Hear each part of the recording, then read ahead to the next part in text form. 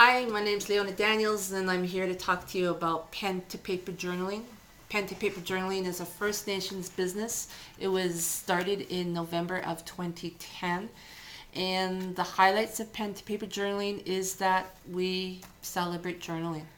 I credit journal writing to getting me to where I'm at in life. When I was young, I felt that nobody was listening to me, and I turned to paper because I realized that paper would listen to me.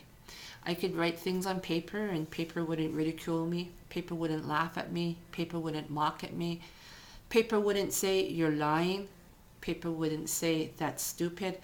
I would just sit down with my paper and I'd write out my thoughts, I'd write out my feelings, I'd write out my ideas, and I'd get them down on paper. And as I grew older, I realized that as I started writing on paper, I could actually start talking to myself. I would write a sentence in my journal, and then my next sentence would be, well, why do you think that way? Or how come, I believe this because? Or I started questioning myself. And as I started questioning myself through my writing, a really neat thing happened, and that real neat thing is I got to know myself better. And the thing that happened once I got to know myself better was that I actually started to like myself. And then once I started to like myself, well, then I moved it to the next spot of I learned to love myself. And so that's what I credit journaling for. I think journaling is a real powerful tool to teach a person about themselves, what they believe, what they think, what they value, what they feel. And so it was a couple of years ago when I decided that I wanted to teach people about journaling. But I didn't want to teach people journaling about, oh, you should journal about, you should journal because it's important. I wanted to take journaling to a next level. And I sat and I thought, well, how can I do that? And it was at that point when I got inspired to do the writing prompts. And people would say, oh, well, there's a lot of books out there in regards to writing prompts. And it's true, there are journals out there with writing prompts in them. But the thing that makes my journals different is that my journals have writing prompts to topics of real life. The PaperFriend journals are real life journals with writing prompts that help a person really progress on their journey. This journal I have right here is on grief and loss. And so all the writing prompts in this PaperFriend workbook have to do with grief and loss. Why did I do a journal on grief and loss? Well, because a big part of my journey has been having to work through grief and loss. I was adopted as a child. From the get-go, my life was in grief and loss. I lost my mom. I lost my community. I lost my family. I had to work through that. And so the prompts in this one are real life prompts that can help a person work through the topic of grief and loss in a safe way. Because I was adopted, I came with my own little pack sack of baggage. Some people will say, oh, adoption is normal. But no, for me, adoption wasn't normal. For me, adoption was a big disruption. To me, adoption was having all my power taken away from me and someone else choosing, what was going to be best for me. I've learned to accept my adoption and to celebrate my adoption, but it took me a while to get there.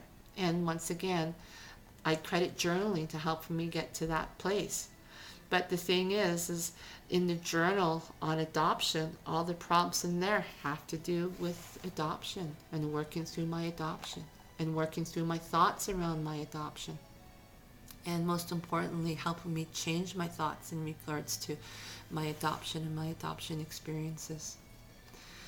Because I was adopted and because my life was embedded in this grief and loss, and because I didn't think anybody was listening to me, what did I do? I drank. I started drinking as a young teenager, took a break for about 10 years, and then in my 20s, once again, I met the bottle. And I drank my sorrows away. I wouldn't drink to have a good time. I would drink to get drunk. And I wanted to get drunk so I could forget what was going on in my life. I wanted to forget my feelings of hurt, my feelings of loss. And then this one day, the drinking got to be too much. It was getting in the way, and I knew that I had to make a choice. I had to quit drinking, or I would just, maybe perhaps I would be, get into an accident, or I would die, or something like that. And so then the one day I quit drinking. And the first year was terrible. If you drink and you need to sober up, I won't lie to you, that first year is horrible. But I persevered that first year. And the thing that helped me get through my first year of sobriety is journaling.